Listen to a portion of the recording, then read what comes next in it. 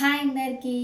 తలలో పేర్లు ఎక్కువగా ఉన్నాయా, ఈడలు కూడా ఎక్కువగా ఉన్నాయా? అయితే ఒకసారి ఈ అల్లంతో ఒకసారి ఈ టిప్ ట్రై చేశారనుకోండి, వితిన్ 1 వీక్లో పేర్లు ఈడలు అన్నీ రిమూవ్ అయిపోతాయి. ఎలా చేసుకోవాలో చూపిస్తాను, వచ్చే. ఫస్ట్ అయితే అల్లాన్ని మొత్తాన్ని పొట్టు తీసేసి చిన్న చిన్న పీసెస్గా కట్ చేసేసుకొని ఈ రోల్లోకి అయితే వేసేసుకోవాలి. దీన్ని మంచి పేస్ట్ లాగా చేసేసుకోవాలి. ఇట్లా రసం వచ్చేదంతసేపు దంచుకొని ఈ రసాన్ని సపరేట్ చేసేసుకోవాలి.